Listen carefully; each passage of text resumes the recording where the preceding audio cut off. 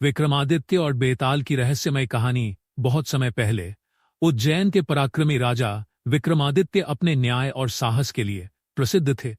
उनकी वीरता की चर्चा दूर दूर तक थी। एक दिन एक तपस्वी राजा विक्रम के दरबार में आया और उनसे विनम्र निवेदन किया, महाराज, मुझे एक अद्भुत तांत्रिक कार्य पूर्ण करना है, जिसके लिए मुझे एक विशेष बेताल चाहिए। आप ही इस कार्य में मेरी मदद कर सकते हैं। राजा विक्रम ने तपस्वी का आग्रह स्वीकार किया। उन्होंने कसम खाई कि किसी भी हाल में बेताल को पकड़कर तपस्वी के पास लाएंगे। विक्रमादित्य अपनी तलवार लेकर घने जंगल में स्थित श्मशान पहुंचे। वहां का वातावरण भयावह था। हर तरफ अंधेरा था और पेड़ों की सरसराहट डरावनी लग रही थी।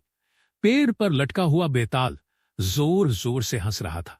जैसे ही विक्रम ने बेताल को पेड़ से उतारा और अपने कंधे पर डाला, बेताल ने कहा, हे राजा, मैं तुम्हारा मार्ग सरल नहीं बनने दूंगा। अगर तुमने रास्ते में कोई बात कही तो मैं फिर से अपने स्थान पर लौट जाऊंगा, लेकिन यदि तुम मेरी पहेली का उत्तर नहीं दे सके तो तुम्हारा सिर टुकड़े टुकड़े हो जाएगा।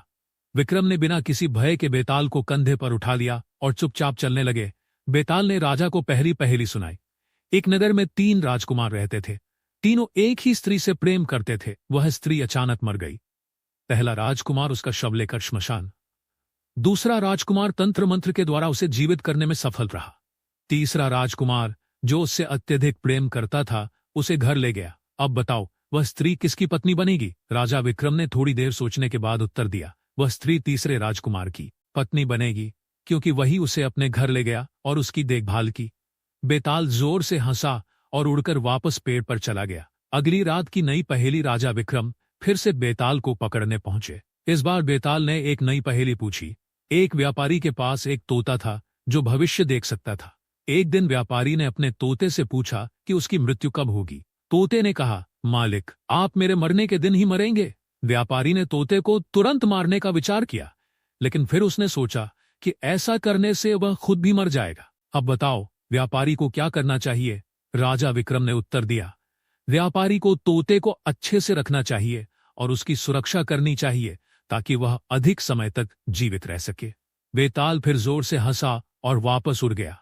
अंतिम परीक्षा। तीसरी बार विक्रम ने बेताल को पकड़ लिया।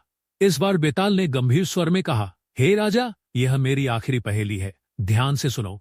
एक राज्य के राजा ने एक युवक को मृत्युदंड दिया। मैं तुम्हें एक मौका देता हूं। यदि तुम सच्ची बात कहोगे तो तुम्हें फांसी दी जाएगी, और यदि झूठ बोलोगे तो तुम्हें जहर पिलाया जाएगा। युवक ने ऐसा क्या कहा जिससे राजा उसे छोड़ने पर मजबूर हो गया?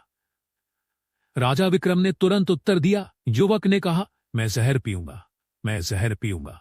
ऐसा कहने से उसकी बात झूठ और सच दोनों ही नहीं रही, इसलिए राजा ने उसे छोड़ दिया।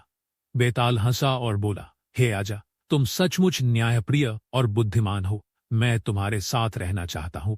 अंत में विजय। अगर आपको हमारी ये कहानी पसंद आई है तो कृपया वीडियो को लाइक करें, अपने विचार कमेंट में शेयर करें। हमारे चैनल चारू टीवी को सब्सक्राइब करना ना भूले। हर दिन एक नया अवसर है, इसे बेकार न जाने दे। आपका धन्यवाद। अगले वीडियो में फिर मिलेंगे। जय श्री कृष्णा। राधे राधे।